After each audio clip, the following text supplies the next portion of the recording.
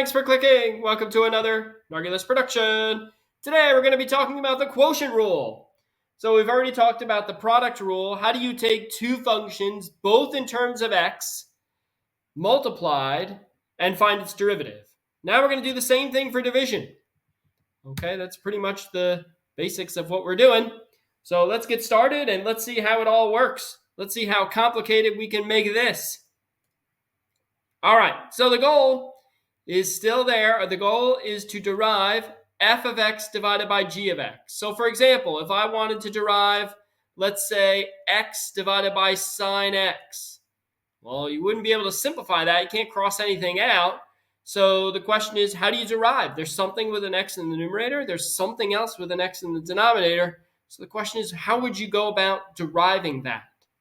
So what we're going to do is we're going to do the same thing we did in the last video, or the product rule video, where we know how to derive something. We know what the definition for a derivative is. It's this limit definition of the derivative, right? The limit is h goes to 0, f of x plus h minus f of x over h. We're going to use this as our f of x. This whole thing is going to come into play. So let's write down what we're going to get. If we do that, if we want to derive f of x divided by g of x, we need to calculate the limit as h goes to 0 of f of x plus h over g of x plus h minus f of x over g of x all over h. So now the question is, how are we going to go about deriving that? Because that's pretty complicated. So what we're going to do here is, the first thing we're going to do is we're going to get rid of the complex fraction. So we got this complex fraction floating around, right? We have fractions that have to be subtracted up top and then another divided by h underneath. So what we're going to do, instead of actually finding a common denominator and then kind of playing with the h and reciprocals, keep, change, flip, instead, I'm going to multiply the numerator and the denominator by the common denominator for the fractions. So the common denominator for the fractions would be g of x times g of x plus h. So I'm going to multiply that up on the top, and I'm going to multiply that down on the bottom here next to the h. Now I'm allowed to do that, we agree, because really I'm just multiplying by 1, because these just cancel each other out. But I don't want them to cancel out. Instead, I actually want to multiply up on the top.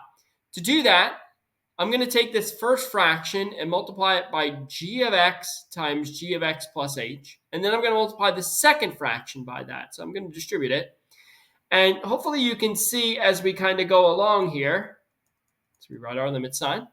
If we multiply the first fraction by g of x times g of x plus h, the g of x plus h's will cancel out when I multiply them. So I'm going to be left with f of x plus h, f of x plus h, times g of x, right? The g of x plus h is canceled out. And then we'll have minus. So now I want to do f of x times this quantity, g of x times g of x plus h. And now this time the g of x's will cancel out, so I'll knock out the denominators there. And I'll have f of x times g of x plus h all over h times g of x times g of x plus h. Okay, so now I got rid of the fraction. That's good. So now I'm down to one fraction, but it's a big fraction. So now I'm going to do the same thing that I did in the last video, the video on the product rule, and I'm going to make some kind of fancy substitution that you'd never make or never think to make unless you were told to make it. So I'm going to rewrite what we have here in black. So we have the limit as h goes to 0 of f of x plus h times g of x. And now I'm going to throw in this fancy 0 here, and I'm going to throw it in as minus f of x times g of x. And then I'm going to add f of x times g of x right after that. And then I'm going to go back and finish out this term here. And I'm going to write minus f of x, if I can squeeze it in here, times g of x plus h. sorry, that's a little hard to read there, all over h times g of x times g of x plus h. I'm trying to save myself some room because we're going to need it. Okay, so let's come down here now. Well, my limit is h goes to 0. And now what I'm going to do is I'm going to group these a couple at a time. All right. So I'm going to do a couple things here. I'm going to group these two together. And then I'm going to group these two together.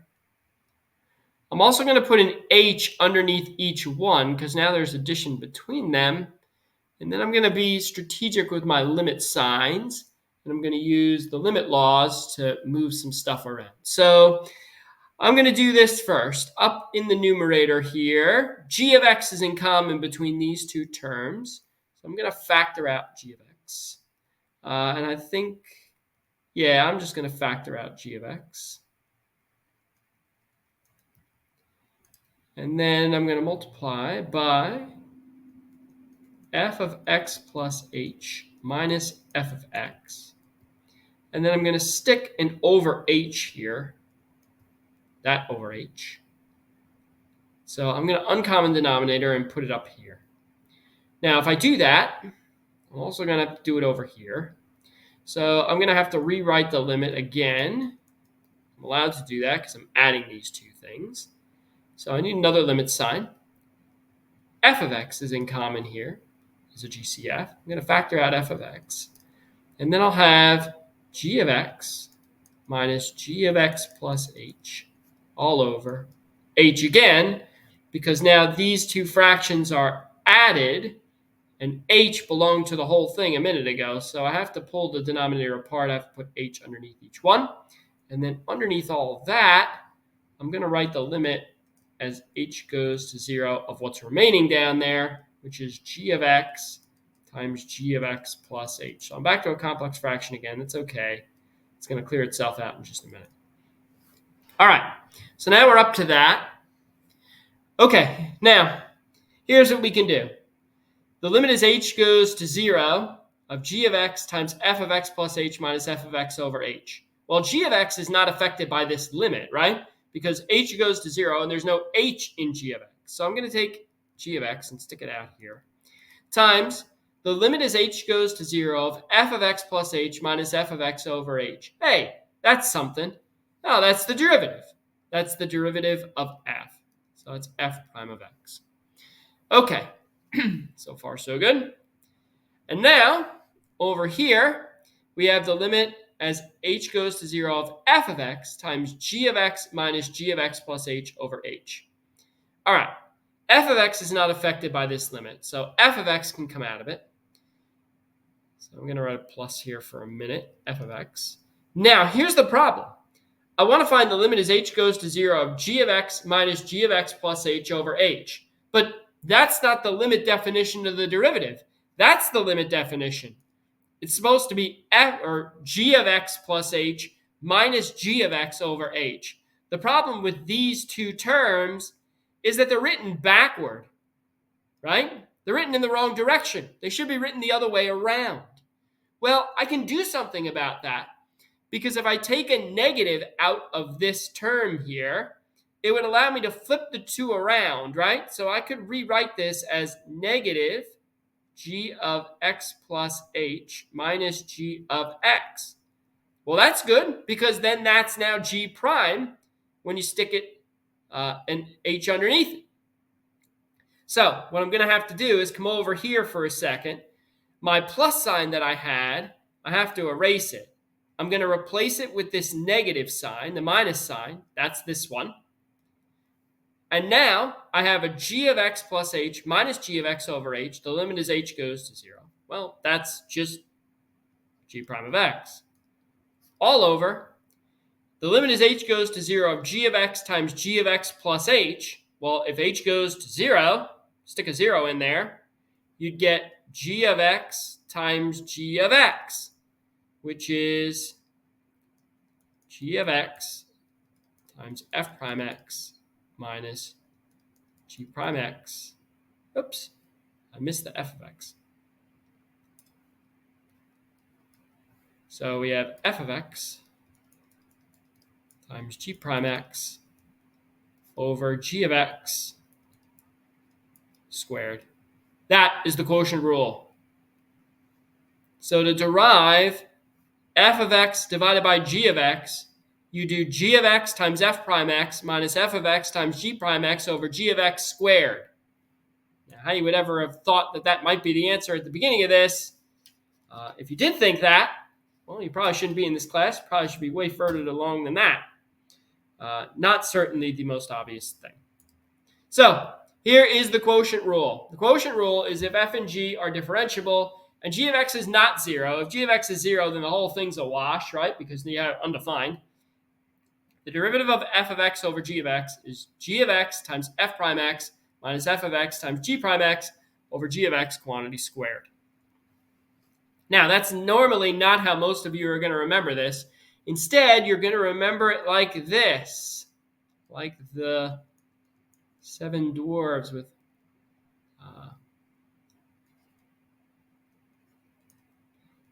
and Snow White. So the derivative using the quotient rule, if we talk about high over ho, would be ho d high minus high d ho over what I like to call America's favorite snack treat, the ho-ho, which you can find in your local grocer. Okay? Ho d high minus high d ho over America's favorite snack treat, the ho-ho, which is exactly what this says, but I think it's way easier to say it. So that's how we're going to remember the quotient rule. At least that's how I remember it. You can remember it like that too if you'd like. It's going to be easier for you, and trust me, when you have to know like 30 rules, anything you can get to make a rule easier to remember is helpful. All right, so let's see how this thing works. Okay, h of x is equal to 2x cubed minus 5 over 6x plus 1. I want you to find the derivative of that. This is something in terms of an x over something else in terms of x. I cannot simplify this thing at all. So I'm going to use the quotient rule. To use the quotient rule, here we go. H prime of x is going to be, all right, it's going to be O d high. I'm going to put a little d there to represent I'm going to derive it. Minus high d ho over America's favorite snack treat, the ho-ho. Okay, now we're going to go and derive it. So we get the 6x plus 1. We're just going to leave it there. The derivative of 2x cubed minus 5. The derivative of 2x cubed, bring the 3 down, take 1 from the power. It gives me a 6x squared, and the derivative of 5 is 0. So that drops itself out. We don't need it. Minus the 2x cubed minus 5. The derivative of 6x plus 1 is 6 all over 6x plus 1 squared. Now, we can distribute. We can do a little more work here. I'll distribute a negative sign back there. 6x squared times 6x is 36x cubed plus 6x squared. Then it's going to be minus. I'm going to distribute the negative 6, okay? Negative 6. So that's going to be minus 12x cubed plus 30 all over 6x plus 1 squared, and I can put some like terms together, and I'm going to get h prime is going to be 24x cubed plus 6x squared minus plus 30 all over 6x plus 1 squared. And I don't recommend you multiply out the denominator. The only reason I say that is because more than likely, if you're on the AP exam or working in class, they're not going to multiply out the denominator. They're just going to leave it like that. And this is my answer. Okay? That's how you do it. That's how you work with it. All right, let's try x over sine x. So this is the one we wrote up earlier. So k prime is going to be, again, we have O d high minus high d ho over,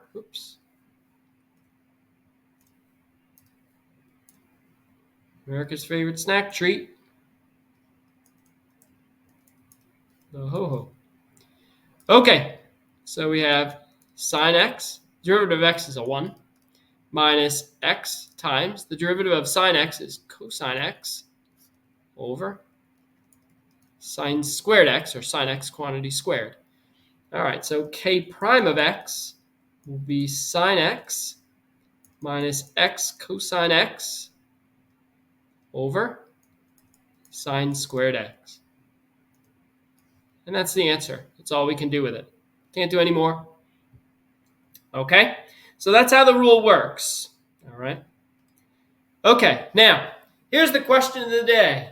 Do I need the quotient rule to do these three problems?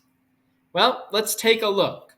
So algebra is really important here in this course because if you know your algebra and you know it well, you can get away with a lot of things and you can make things sometimes much easier on yourself. So remember, the quotient rule is necessary when you have something with an x in the numerator over something with an x in the denominator. Okay, and it can't be simplified.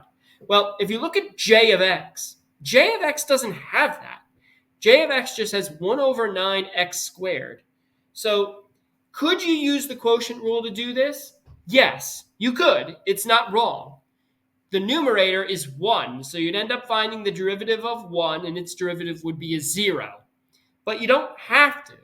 So I can rewrite j of x, if I wanted to, as 1/9 times 1 over x squared, right? It's the same thing as 1 over 9x squared.